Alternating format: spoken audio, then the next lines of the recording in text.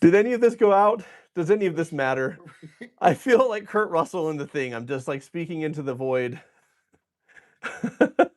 Are we actually live now? We're live. Okay. Hi, everybody. This is an Ask Me Anything. I'm going to answer your questions. I did a community post a few weeks ago, and we're going to pull from those today. And then the ones that I don't get to today, I will try and go through and respond to. Everything okay there, Chief? Okay. So this Q&A is sponsored by ZocDoc, which is a free app and website that helps you find and book great doctors near you. So go to ZocDoc.com/cinematherapy to get a screaming deal. What is the screaming deal? Do you remember? I do not remember, but it's good. But it's good. You probably have notes for it. Yes. The notes will appear in our base camp. If Yeah, I don't have the specific deal, but go to ZocDoc.com/cinematherapy. And you will see what the deal is. Okay, so we're going to dive into this Q&A. If you're joining us live, welcome. I'm going to be answering pre-submitted questions. That said, I don't know. If you see any pop up, you can throw them my way that you like, but we've got a lot. Yeah, I am looking at the chat, folks. I am a disembodied voice off camera, but if I see anything super relevant, juicy, you're going to hear about it. Okay, what's an underrated skill in relationships that you think needs more attention in today's world? I mean, it's not going to surprise anybody. I'm going to say accountability, but also perspective taking. We are losing this art on a large scale.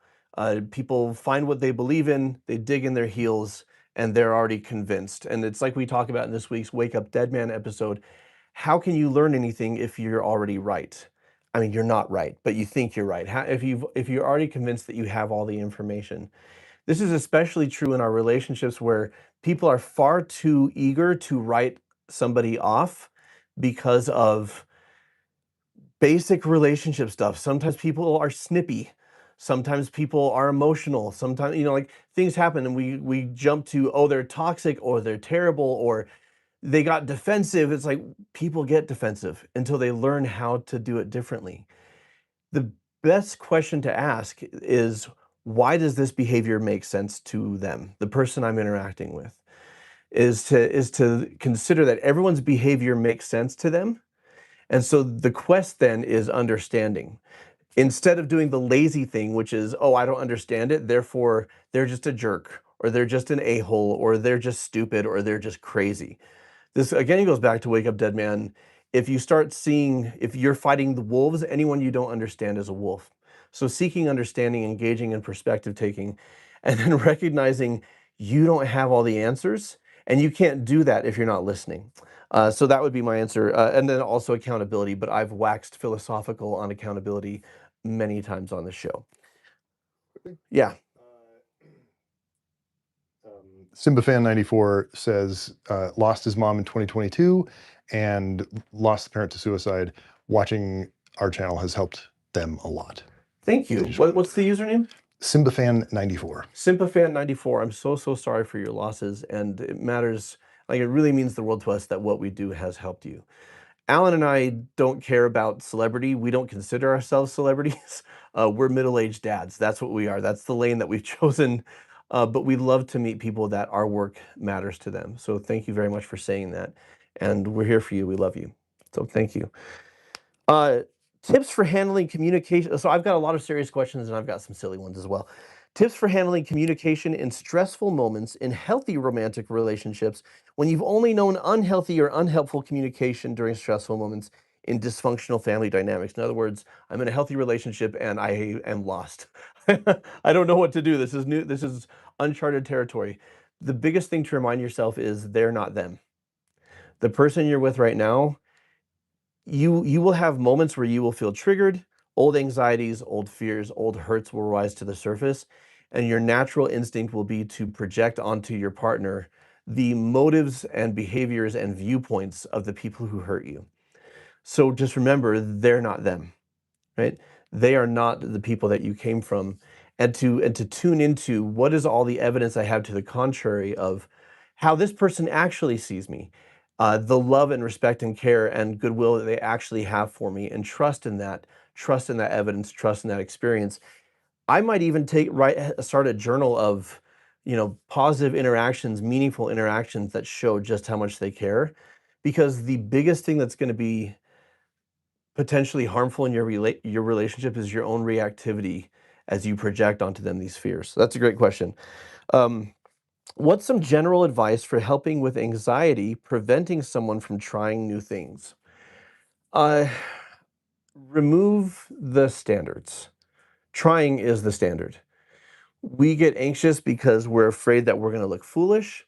We get anxious because we're afraid we're not going to measure up. We get anxious, for a whole host of reasons, but they're usually tied to a standard that we impose on ourselves or that others impose on us. Removing the standard says it's okay for me to look foolish. And the thing is, bullies are like sharks. When they sense insecurity, that's like blood in the water. When they sense someone who's embarrassed, that's something that they hone in on. Oh, here's someone who feels weak, so I can tease them and feel superior. But what happens if you remove like what happens if you're okay to be embarrassed or to look foolish?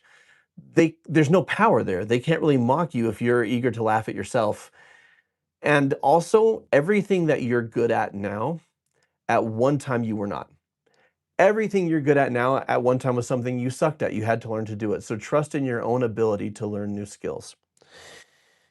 If the resident cinema therapy pets suddenly became talking animal sidekicks, what would their voices sound like and who would you cast as the voice actors? What? Yeah.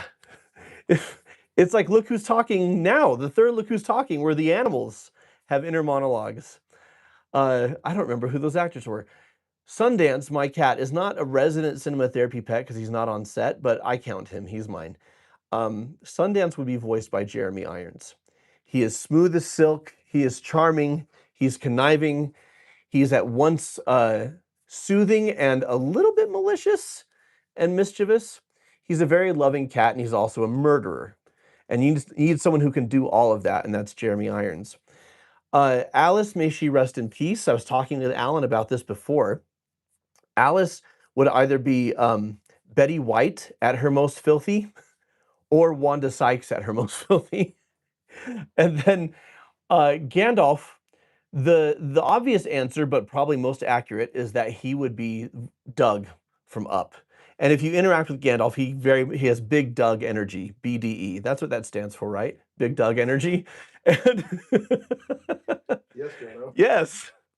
But I thought, plot twist, what if Gandalf were voiced by Tom Hiddleston, specifically like Loki Tom Hiddleston, where he actually is very intelligent, he just doesn't care. And also it works because Loki, just like Gandalf, is desperate for approval and belonging. So there you go. In an earlier episode, you said, that always scares me when it starts with that. I'm like, what am I going to be held to here? You said thieves are afraid of being robbed and cheaters are afraid of being cheated on. If your partner accuses you of cheating fairly often, either directly or indirectly, I can see it originating from two sources. Either they cheat and they're projecting, or they've had past trauma and are hypersensitive to the subject. So which would you say is more often the case?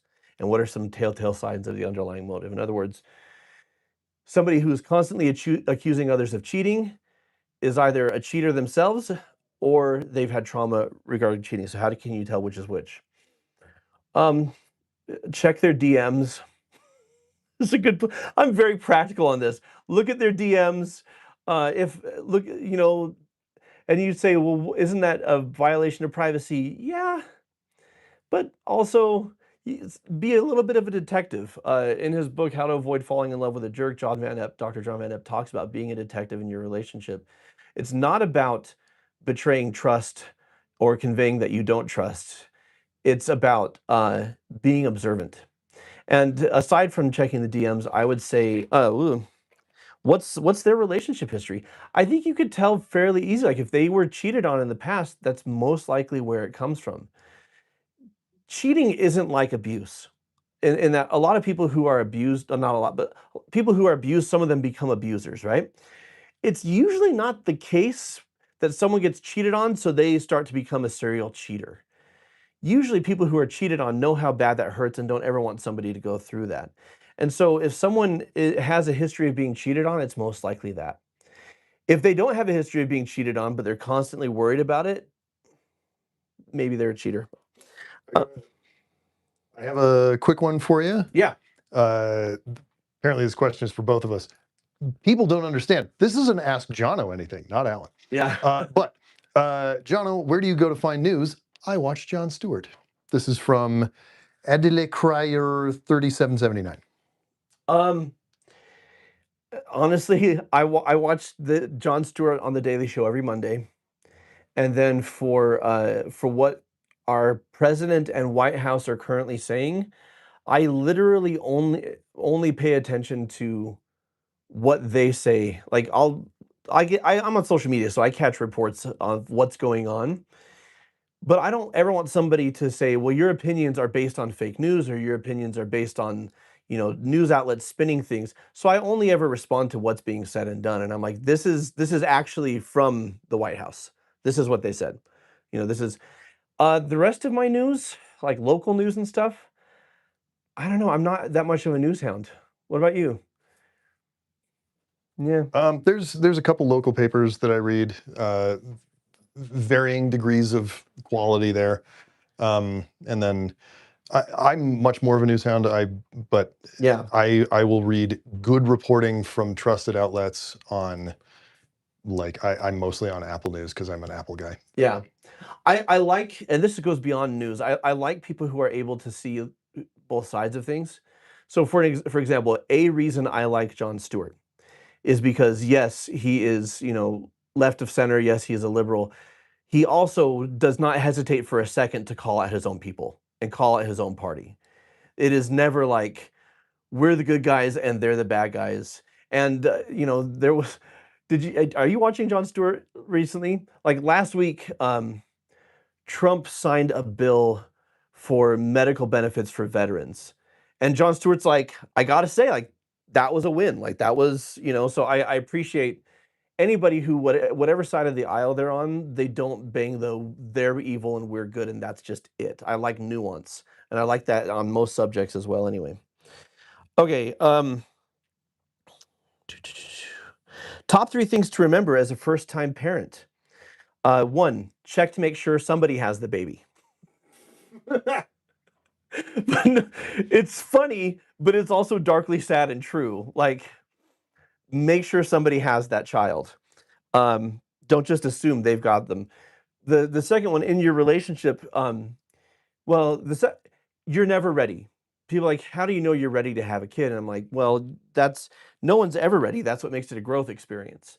But because it's a growth experience, especially if you're new parents, a lot of patience and grace because you're both probably very emotional because you're highly invested. You're both probably sleep deprived, probably stressed. If you're a new family with a new baby, that usually probably means you're not at the top of your career yet, so income is usually a bit more strained. And so patience and grace with each other, and that, of course, always goes with accountability and commitment if you screw up or you lash out, like, "Here's what I'm gonna do to grow and stuff," but don't put a lot of strain on yourself to be perfect. If you keep the child safe and you make sure the child is loved and fed, you're doing what you need to do. Everything else is just, like, rough edges. What's your advice for couples? I love this question. What's your advice for couples who enjoy competitive games but struggle with getting too competitive? I would love to be at a party and just like watch this couple. Like when one person wins, the other person feels bad, and it just makes playing games together not fun. You're laughing. Do you have thoughts? Do you have an experience? I know this is asked. Okay, here's what I'm gonna say. It all comes down to worth ties. Uh, all of us, we talk about the 4 personality types: dreamer, healer, closer, thinker. Everybody has things they value, and extreme competitiveness is often a closer trait. The issue with worth ties is you take what you value, but then you attach your success in that to your worth. So instead of I value competition and I think it's fun, it's I value competition and my worth is winning. And so it's all about whatever you value, recognizing I already have worth as a human being. And if I don't achieve my objective, like I can be disappointed, but I don't need to be crushed. And these couples probably it gets ugly and they fight, and it's like, you guys, it's freaking Uno Rush. Why are you screaming at each other and talking about divorce? It's because you've attached your worth to the outcome of the game instead of enjoying the thing that you enjoy. Um, what is your favorite antagonist redemption arc? It's not going to surprise anybody when I say 310 to Yuma. Russell Crowe's character, Ben Wade, I don't want to spoil it for anybody, but I do love that he doesn't go from villain to hero. He goes from villain to slightly less dastardly villain. Like, by his conscience is always there, and he generally ignores it and stuffs it down because his excuse is everybody sucks. Everybody makes compromises. Everybody is kind of rotten at the core. And then he meets someone with genuine integrity and is constantly testing that person, and then comes to really care about that person, and his empathy is triggered. And so I really like it because of I like watching people grow in empathy and integrity, even if it's just a step. But from a writing standpoint, I like that it's not a big swing. That the character of Ben Wade at the end of 310 to Yuma is still kind of the same dastard that he's always been. He's just a little closer to the light, and I like that. Let's do a ZocDoc mention and a quick tease of our announcement. Okay. So as I said at the top, but some of you are just joining, so this Q&A is brought to you by ZocDoc. I'm gonna I don't have it memorized. I should, because we've done so many ZocDoc things, but let me tell you about ZocDoc. ZocDoc makes it easy to find and book an appointment with a doctor near you. It's a free app and website that helps you find and book high quality in-network doctors in your area that are right for you. You can see their real-time availability and click to book instantly. So it's kind of like a one-stop shop to find what you're looking for when it comes to medical services, from skincare to dental care. You can find in-network appointments with over 150,000 healthcare providers across all 50 states. And ZocDoc appointments happen fast, typically within 24 to 72 hours of booking, which is a real relief because generally, if you're like me, you don't make medical appointments until it's a little urgent. Not a great idea. Get in there. Prevention is better, right? An ounce of prevention is worth a pound of cure. But if it's a little more urgent, you can get in there, generally speaking, pretty fast within 24 to 72 hours. And sometimes even score same-day appointments. So stop putting off those doctor's appointments. I'm really used to having Alan here to help me do these. Stop putting off those doctor's appointments. Go to ZocDoc.com/cinematherapy. That's ZocDoc.com/cinematherapy, and click the link below. I think we should have it here in the copy. Link is in the description if you need that link. Okay, to find and instantly book a doctor near you. I will mention ZocDoc at least one more time as we're talking about this, but we also have a little teaser. 2 months ago, we went to California. We did a little bit of a West Coast tour. We were in LA and in the Bay Area. We did some live shows on Will Turner and Elizabeth Swann, and we met a lot of our fans in person. We had an exclusive VIP experience. We did a live Q&A, pictures, meet and greet, all sorts of stuff. We were testing it, see if we can make it work, make it viable. It is. So we're going to be doing some more later this year. Where are we headed? I know we can't say exact details. We can't say exact details. We can say save the date the last weekend in July if you're in the Pacific Northwest. And then the following week, so that first full weekend in August, we're going to be in the upper Midwest region. Okay, so I don't know if you can hear me or not. Pacific Northwest, last weekend in July, save the date. Upper Midwest, first weekend in August, and details will be coming. So let's keep on going. You got anything for me right there? If not, I got more. Let's see. I had a couple of sort of quickies. Yeah, hit me. Oh, sorry. I had them and That's now okay, I got it. How do you know if you're a good fit for being a therapist or if you're emotionally mature enough to be one? If I'm emotionally mature enough to be one, you're emotionally mature enough to be one. Facts. Facts, big facts. Also, how depressing is it to be listening to people's problems all day? How do you know if you're a good fit to be a therapist?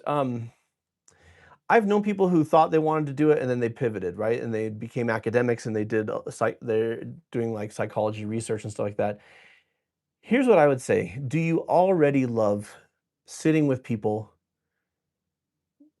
being like here are traits, non-judgmental, you love to listen, you genuinely care, and the thought of lightening someone else's load is what feeds you, is what sustains you. Because the thing is, whatever you do, it has to be worth the crap.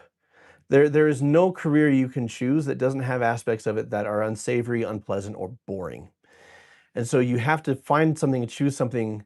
Uh, you don't have to, but I recommend pursuing something that you're passionate enough about it to make it worth the crap. And so being a therapist is hard. It's emotionally taxing and it's intellectually draining. Uh, it takes a lot of thinking power every single day and a lot of feeling emotional power every day. But if the thought of that invigorates you instead of drains you, then you're probably a good fit to be a therapist. And how depressing is it to be listening to people's problems all day? It would be depressing if I felt helpless to do anything about it. Uh, I don't generally feel depressed in my job. I feel like I'm making a difference. I'm making things lighter.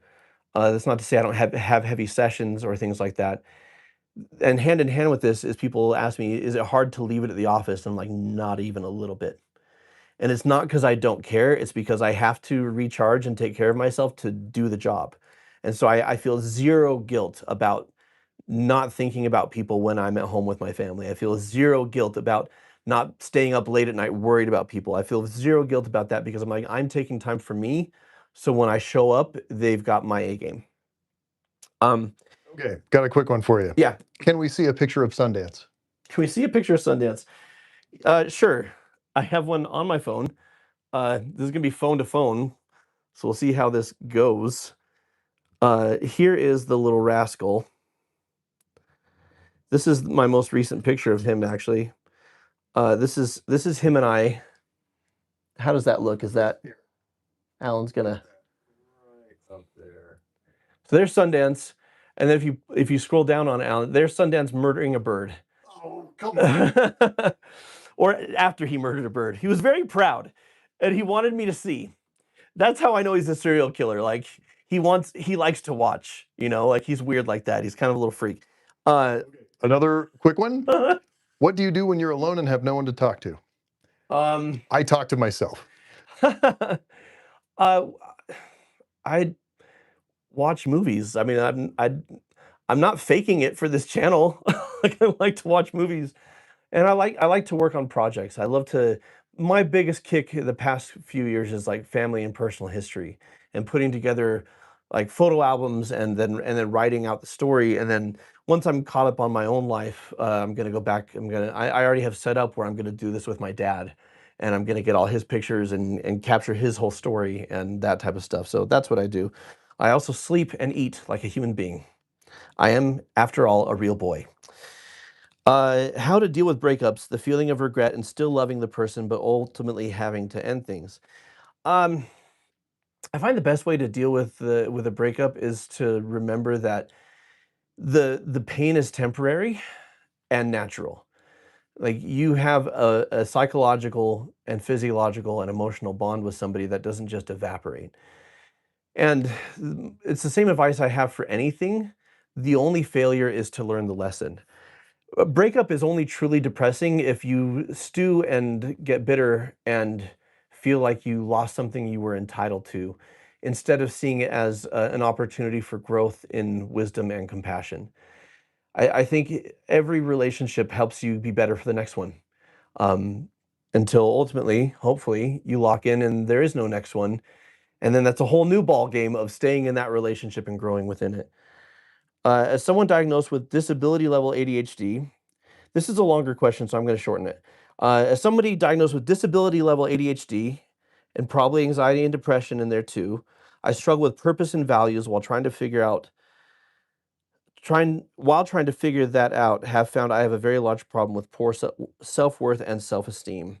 And then the question goes on to like how do I find my self worth and self esteem? I don't mean to be trite by repeating something over and over on this channel. It's just that when I really learned this lesson, it completely changed my life, which is I am already enough.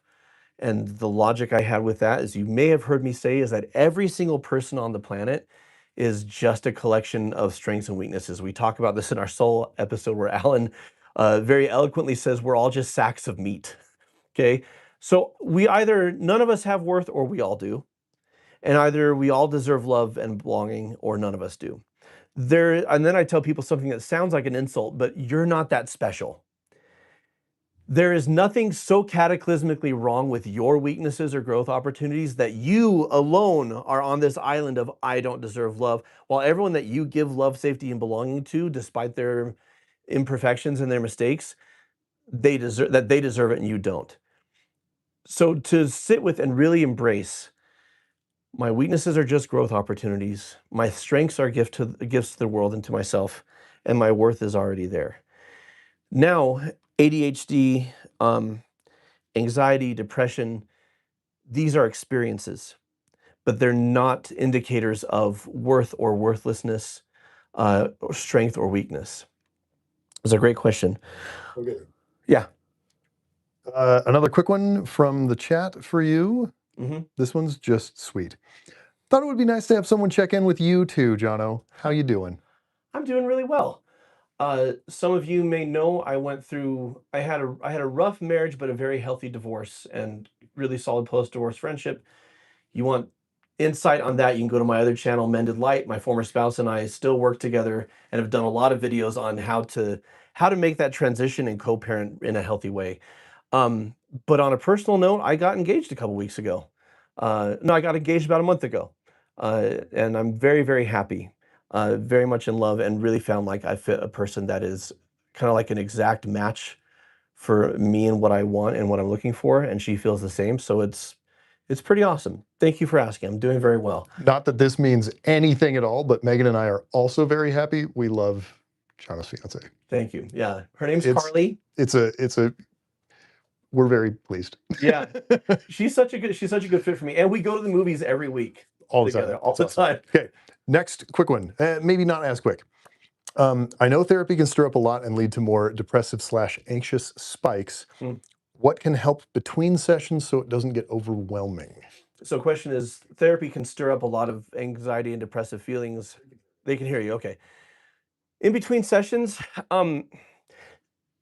therapy is actually a lot like physical therapy. That it's a healing journey, and in the process of getting stretched and strengthened, it can cause pain and discomfort, and that's a natural part of that. So, and that's what I tell people when they're like, "Aren't you supposed to be making me feel better?" I'm like, "Long term." You may leave the therapy office feeling like utter garbage. It doesn't mean it wasn't a good session. So the best thing you can do is the same thing you can do in any circumstance where you're feeling those things. Remember that self-care and self-love are not selfish. I think most people want to give to the world or give to the people that they care about. Just recognize that taking time for yourself gives you the fuel you need to do that for others. Also surround yourself with people who aren't going to just blow smoke up your rear and tell you everything you do is great, but they will affirm how loved you are and how worthy you are. These will both be quick. Yeah. How do you handle patients calling off hours? Do you take them, or do you advise that they wait to discuss during the next session? I generally don't take them, but I tell people that up front. I'm like, I'm not a crisis line. If you're looking for a therapist who's on call, you need to find another therapist. And I tell them this before we actually start, because when I punch out, I'm with my family. End of story. There have been a couple times of genuine crisis where I have answered. I did respond to, I happened to be awake at 1 a.m. a couple weeks ago, and somebody called and I answered, and I'm glad that I did. But generally speaking, that's, yeah. And one more, this one should be pretty quick too. Yeah. Starting therapy. If your patient comes in on day one and info dumps all their trauma, is that your dream patient or is it terrifying? That's my dream patient. But it would not have necessarily been my dream patient when I was fresh out of school. Fresh out of school, it would have been terrifying, at least for me. I've been doing this for 18 years now, since I started seeing clients in graduate school. Oh gosh, I'm about to die, guys. You're not old, you're old. At this point, I love it when they trauma dump because I'm like, good, it's all on the table. I don't like it when they hold things back and 3 months in, they're like, here's this major thing I didn't tell you. And I'm like, oh, I wish you told me that 3 months ago because you've been suffering with it this whole time. So no, that's my dream. What movies are you guys excited to see this year or in 2027? Alan and I are both on board with Sheep Detectives, honestly. That sounds like a joke. It is not. It I'm is not. so stoked for that movie.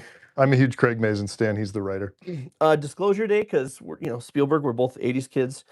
Um, I was we recently went to Pixar. These episodes are coming. Our visit to Pixar made me a lot more excited for Toy Story 5 than I was before. And I'm not just saying that, like, legitimately. Supergirl, Dune Messiah, um, both of the Spider-Man, the live action Tom Holland this year, but especially the animated Spider-Verse one next year. I'm more excited than Alan is for Avengers. I hope Marvel gets its mojo back. The Thunderbolts and Fantastic Four bode well, in my opinion.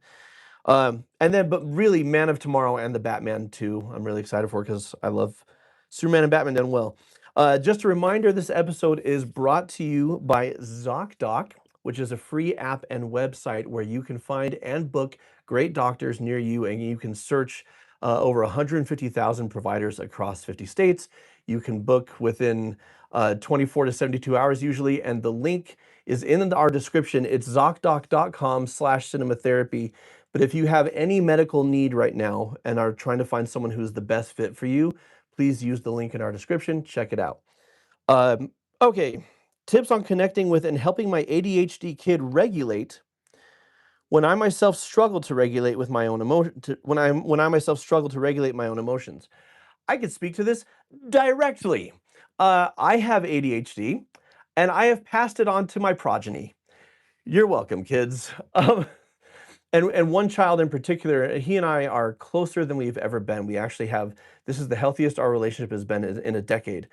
Um, but we have opposing personalities, and just his way of being is a fit for his mom. She knows just how to handle him, but for me, it's like pressing buttons.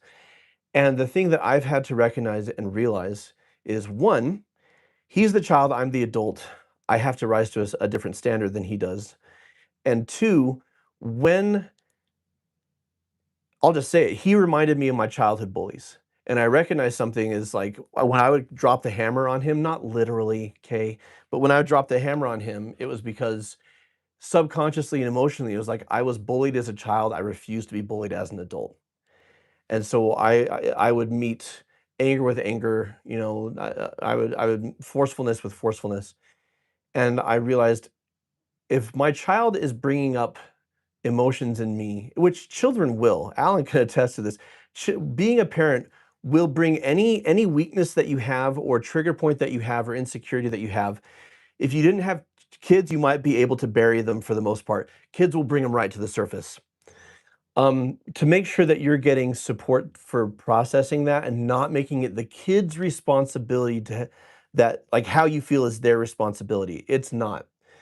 They're young, their brains are still developing, they have even less emotional control than us.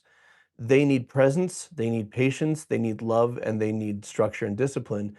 What they don't need is you holding them accountable for how you're feeling. At the same time, don't bottle that. Get some support, someone to talk to about that. Um, how do you prioritize yourself and your family and friends when work wants too much of you? Different seasons of life, you have more or less time, but something I've been finding a lot recently is I'm not perfect. I'm trying with this. I'm trying to get back in better shape, but I know that when in the morning, if I go to the gym first thing, I can work until bedtime or work/parent until bedtime, and I will be emotionally okay because I did something for myself first thing. And also the exercise helps with the emotions. I tell people to exercise for sanity, not for vanity.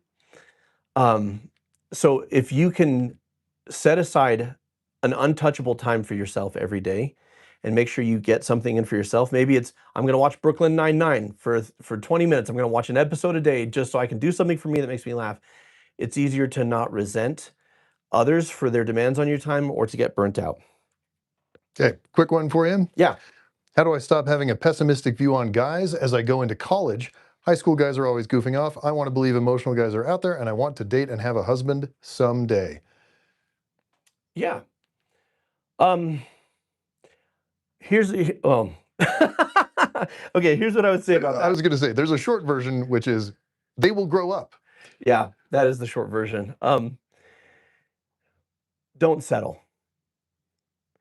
Don't settle for someone who is not mature enough to treat you the way you deserve to be treated, as an equal partner with respect and interest and investment in your dreams, passions, and hopes. Don't settle for somebody who sees you as an accessory or as someone there to gratify their desires and passions, not just sexual, but also sexual. Don't settle for somebody who hasn't figured out who they are and what they want and can't see clearly, that you are what they want. In other words, you may be kind of lonely for a while.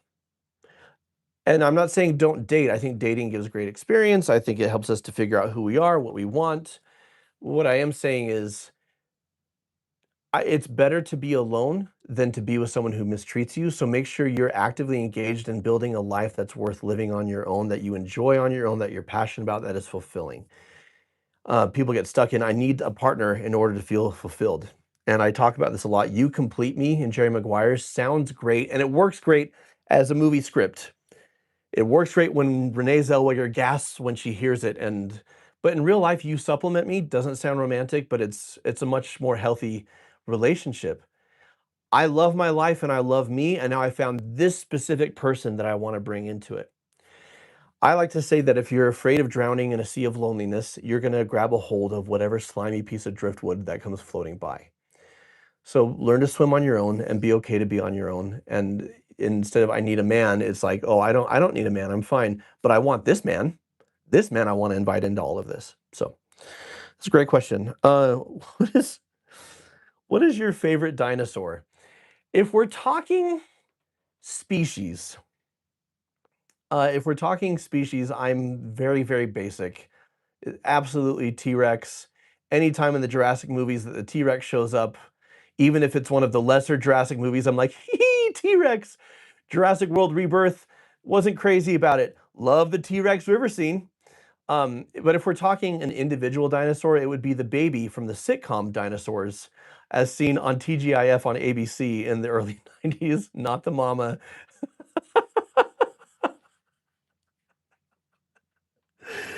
Oh man, okay. How do I deal with but honestly, that's my favorite dinosaur. Not Barney. Barney can go right to hell. How do I deal with anticipatory grief? The family cat died back in October, and I've been dealing with that grief pretty okay, but the family dog is old, and I know she doesn't have long left. This is hitting close to home for Alan. Sometimes anticipatory grief hits me so hard, even though she's right there. I love her so much. How do I deal with that without suppressing it or bottling it? Um, it's the same with pets as it is with people. Enjoy the moments that you have.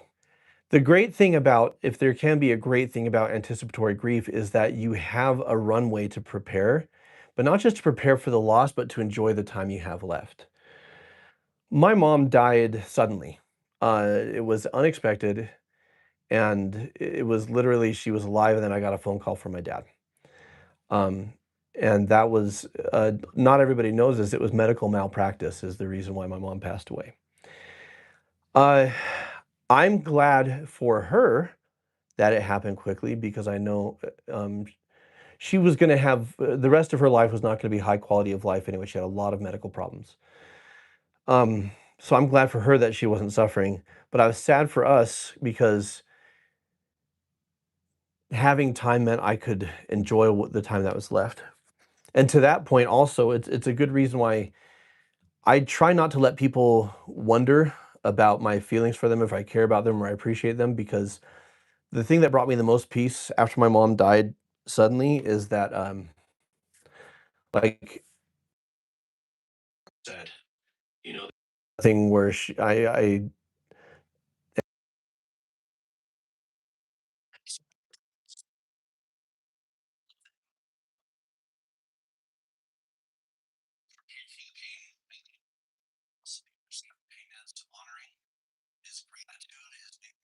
Next, just like Alan's making room for his next dog. You heard it here first. Actually, I don't know. um, how did you choose your career? How did you know that becoming a therapist was the right career path for you?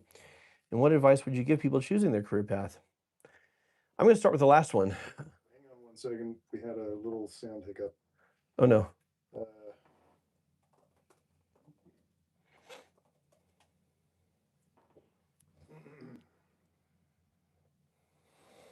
okay, so just double checking that the sound is back and it's good and we're all happy now. Yeah, Oh no. okay, it's back. Okay, And me? we're good. You're good, I'm good, everybody's good. You're looking pretty, I'm looking invisible, which is how I like it. How much of that last question did we lose? That last answer? Some of it. Okay, the short version then of how do you deal with anticipatory grief is enjoy the person or animal and enjoy them while you have them, make the memories, be grateful for them. And then when the grief happens, let it happen. Don't fight it because grief is there so you can arrive at gratitude and making room for what's next. Next question, how did you choose your career? How did you know that becoming a therapist was the right career path for you? And what advice would you give people choosing their career path? Um, I'm going to start with the last one. What advice would you give for people choosing your career path and recognize that a career is not a life sentence? People put a lot of pressure on themselves because they feel like they're going to be locked in. When the simple truth is, if you have a career and you go down that path for a while and you realize it's not a fit for you and you have to start over, people wring their hands and say, "Oh no, but I don't want to have to start over," instead of, "Ooh, I get to start over." Um, and so treat a career path seriously, but don't treat it as a life sentence. You always have freedom. So go after what you think you want. For a while, I wanted to be an actor. I wanted to be an actor and I wanted to be a director. The director thing left me as soon as I had directed like 8 short films, and Alan's first short film was way better than any of them that I had made, and I'm like, "I'm not a director."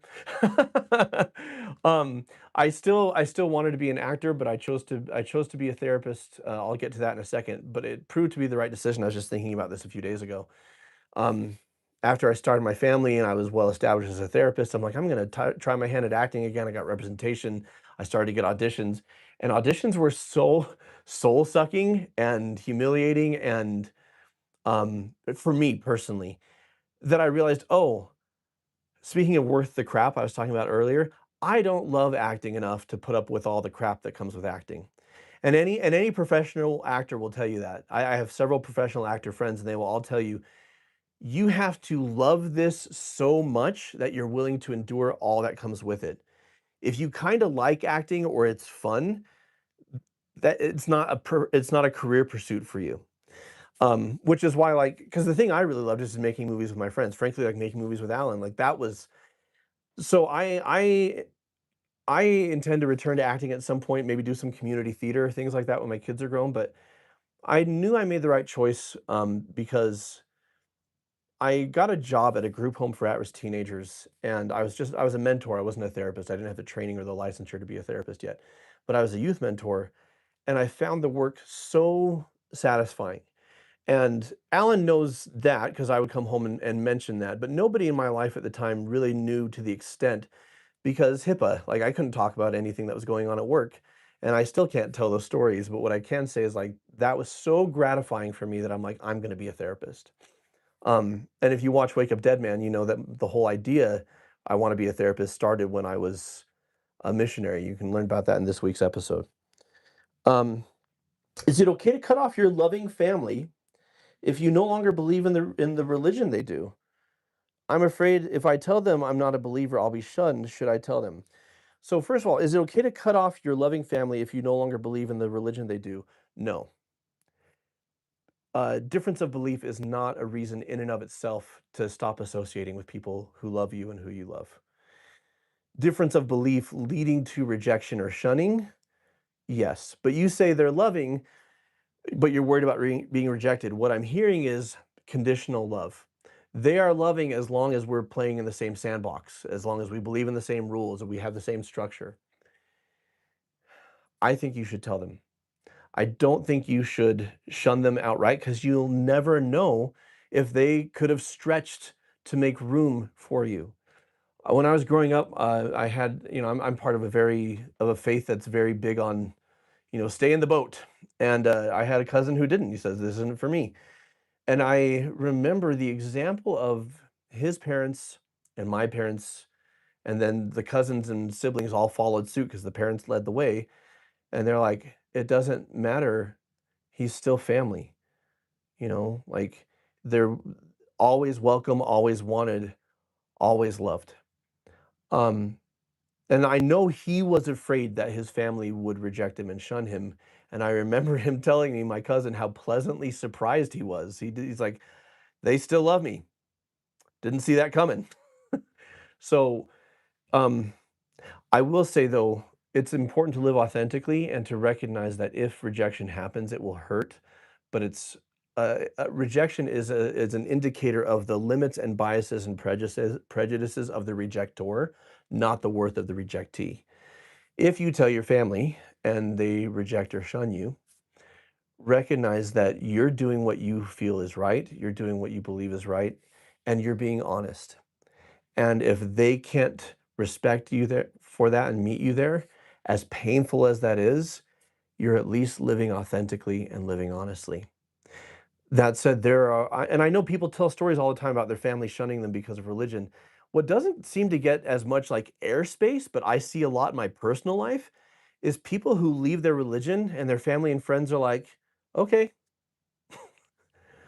Alan and I talk openly about our faith. We have any number of friends and, frankly, a lot of cinema therapy crew members who were part of that faith and no longer are. And we're all just like, okay, we love you. You love us. Let's hang out. So, Okay, two quick ones. yeah. This first one is very quick. Uh, quote, a Kincaid painting, Jono? Really? Close quote. I would It's like to not point out it's not a Kincaid painting. it's an imitation Kincaid. It's not even legit. That just adds a little color. I don't mind being basic. You know what I also have in my office? Freaking Mjolnir. Meow meow. Meow meow? I have meow meow in my office. I also have, can you hand me that? Yes, I can. I also keep the Man of Steel here as a reminder of kindness and decency. So, Okay, and then one more. This one a lot of people are talking about in the comments. For my own safety and mental health, I want full no contact with my abusive mother. yeah. How do I make people stop telling me, but she's your mom? It's that many O's. Oh my gosh. When they find out and won't drop it. If it were me, I would say, listen, you and I have seen very different sides of her. I don't need you to understand. I don't need you to agree. But this is the choice I have made for my own mental and emotional health, and I'm asking you to respect it. If you can't respect it, that's fine. You and I may not interact as much. What would you like to do? Um, I love giving people two choices and then saying, "What would you like to do?" You can't control other people. You can't make them stop, but you can decide, "Oh, well, if people refuse to respect that boundary, I don't need to associate with those people." But I also don't generally like withdrawing without giving people a heads up and a chance to redirect. Because a lot of people, if they realize that's the stakes, they will absolutely redirect. These are great questions. Uh, I grew up with oh, this live Q&A is brought to you by ZocDoc. Very quick this It's a free app and website where you can find and book doctors near you instantly, and you can book appointments within 24 to 72 hours. And the link is in our description. So it's zocdoc.com/cinematherapy. I also have to point out there are many, many comments about how you lifted the hammer and are therefore worthy. Yes. Thank you. It's not a hammer that anyone could just yoink off a table at Comic-Con and purchase. Uh, my son lifted it, so but thank you. You're all very sweet. If I grew up with a parent, okay, I know for a fact that your son is not worthy. he's as worthy as anybody, No, I'm kidding. but he is a mischievous little scamp. I grew up with a parent with narcissistic. Okay, lightning round because I've got 10 minutes. Here we go. I grew up with a parent with narcissistic personality disorder who felt they had to prepare me for a harsh world. How do I shake the jadedness instilled into me early and see the world as it is? Um, I tell people in those situations, why would you trust the judgment of someone like that? You know? And they don't, logically, but emotionally, it's still, like, instilled in them. And so it's all about reprogramming, and reprogramming involves recognizing the beliefs that you hold that you want to release, releasing them, and deliberately choosing new supportive beliefs. I like to have people list, I release the belief, I embrace the truth, and just go back and forth and repeat and repeat and repeat. Um, how many owls would you have to see in a day before you start becoming suspicious? Depends on the location. If I'm in Seattle, not like it's endless. If I'm in the Pacific Northwest, here in Utah, it's more about grouping. I could see a lot of owls and not be suspicious, but if they were grouped, that's when I would start to worry. What are some good skills I Sorry, I have some lightning round questions for you. Yeah, This will be incredibly quick. What do you think of AI therapists? no. That isn't a thing. Okay. I think AI is a good way to see what the accumulated research says in a short, concise manner. But AI is never going to be able to understand what you're experiencing, meet you on a human level, have, and then again, it's the relationship that heals.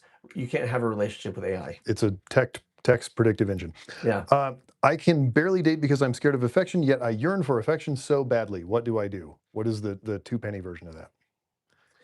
I know it sounds trite, but you start with giving affection to yourself. And honestly, take yourself on dates. I'm not even kidding. After my divorce, I took myself on movie dates, and people are like, "Oh, that's so depressing." I'm like, "Are you kidding me?"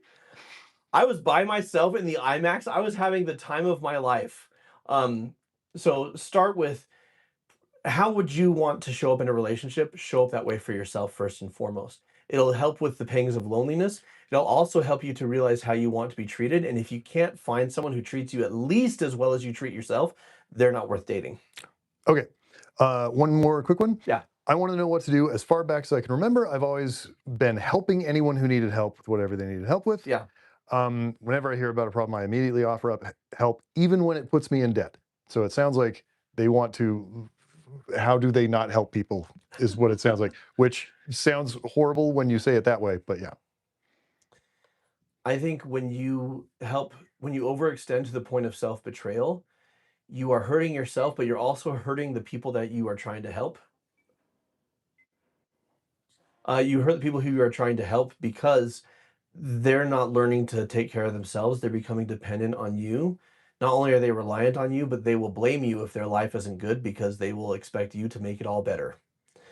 So limits are good, boundaries are good. Don't do for other people when it comes to big things what they can do for themselves. I think when it comes to small things, like, can I get you a glass of water? I'd love to serve, but like, yeah, great. Okay. What are some good skills I could develop to help myself emotionally and mentally while I lack access to therapy? Um, honestly, learning, like watching TED Talks, listening to podcasts, reading books about relationships, watching our show, watching Mended Light, that there's all sorts of people who you can't get individualized anything unless you're paying for therapy, but you can still have access to the same principles, tools, and skills that you could do self-guided and will help you. I mean, we literally give it away every week, you guys. Um, did you ever think about becoming another type of therapist, like focusing on substance use, depression, or recovering from abuse? What made you decide to focus on relationships? I briefly considered psychology. That's why I got a psych degree, is because I wanted to leave all my options open. I ultimately decided I was less interested in mental illness personally than in helping people get along and enjoy their relationships. And also I realized, like, in individual therapy is a little bit harder because anything I do in session can be undone when the person goes home. So if the person who's going to undo it is also in session, I can stop that bull crap at the source. So that's why. Who is the best Spider-Man? Uh, Miles Morales and Into the Spider-Verse. But also, I will also accept Spider-Pig, Spider-Ham. How influential is a hobby that both people can take interest in to a relationship? You have to have some. You have to have some connective tissue, things you enjoy doing together, because the fact is, as adults, you have limited free time, and if you are you have a partner where you don't have shared interests. This was an issue in my marriage. If you don't have a lot of shared interests, it's like, well, I spend time with my partner or do I spend time doing the thing I love? And now they're always competing with each other. So you have shared interests, like, well, boom, two birds with one stone. And just for efficiency's sake, that's extremely valuable because, again, you don't have much time. Um, what are healthy ways to establish boundaries with a BPD, bipolar, borderline personality disorder parent after having a family of your own? Borderline personality disorder folks crave connection, but they're afraid of it. So they're always testing it to see if they push you far enough, will you leave them? Will you? And they don't necessarily do it intentionally, but it's like it's an intense insecurity and fear of abandonment that becomes a self-fulfilling prophecy because they engage in behaviors that push people away. So how do you draw those boundaries? Honestly, I think it comes down to describing what you're seeing, telling them how it affects you, treating them with compassion while not yielding, and when they rage, you stay calm. And the level of boundary honestly depends on how they respond to that. I know people who go no contact just because the other person refuses to meet them there. I know people, plenty of people who have Sunday dinner relationships, right? Like we're not enmeshed in each other's lives. We have 2 hours on Sundays, that sort of thing. Um, but the healthiest way to draw a boundary is to express it clearly with love for the other person, but also enough love for yourself that you're like, look, I get that this is hard, but I'm also not budging on this. I'm not yielding on this. Uh, how can I ask my girlfriend, can we talk about us in a way that doesn't sound like it's setting up for a breakup? If you're not setting up for a breakup, I just like to say things are good. I'm happy with you. I choose you. I also want to be able to have regular conversations so that small problems don't become big problems because I want us to make it. That's what I would say. Uh, what's your dream vacation spot? Greece. Um, what's your favorite kind of cheese? Um, Also Greece. Also Greece. The right answer is anything European, but the practical lived answer is whatever they use on the carne asada fries and nachos at Beto's up the street. It's my favorite type of cheese. It's probably not high quality, but if you smother it in guacamole and hot sauce, it doesn't matter. Okay. Let's see, last two questions. How do you be okay with yourself when you have been in relationships for so long? Or at least what are the steps to point me in the right direction of self-love and self-acceptance? It's the same thing as anything else. Be curious, not judgmental. Be curious about if you have a negative response to something or if you get emotional about something, be curious about it instead of judging it. Give yourself permission that your passions and hobbies and interests matter. And recognize that the difference between self-care and selfishness is selfishness doesn't really give a crap about anybody else, and self-care says, if I put the oxygen mask on myself first in the plane, then I can help the people around me. And self-care is a lot like that. Last question. What is the best way to help my friends when they are going through situations that I have never been through? I love that question. Um, I think it's the recognition that when someone's going through something hard, they need belonging. They need to be seen, they need to be heard, they need to be loved, and they need to be not judged. Anybody can do that. So remove yourself from yourself the burden of responsibility if I have to give the right advice. You don't need to fix it. We always put ourselves in these states of mind of I need to fix this, I need to have the right answer, and I've got a lot of pressure on that instead of I just need to be present and loving. We live in an era of so much information, and most experiences people can have in some way or another have been experienced by thousands or millions of other people, and there's been extensive research done on what to do. So the answers are there to be found through professionals, through research, whatever. Don't worry about having the answer. Worry about being present and loving and concerned. That's all you got to do. So that was my last one. There's a lot of other questions on the community posts that were submitted. I am planning on answering all of them, but it's probably going to take me weeks. I'm going to do like 15, 20 minutes a day until I get through all of them. So bear with me. Thank you all for joining this Q&A. Thank you all for loving us and watching our show and sharing our show and keeping it going. Just a reminder, if you don't have notifications turned to all after you subscribe, you're missing episodes. Also go to your subscriptions page if because every week we've got new episodes. And then last of all, of course, this Q&A was brought to you by ZocDoc. Go to ZocDoc.com/cinematherapy to find and book doctors near you today. And last of all, we're going on more tour. So Yeah. stay tuned for announcements of dates and places. But if you're in the Pacific Northwest or the Upper Midwest, End of July, be thinking about it. beginning of August. Details to come. Love you guys. Watch movies.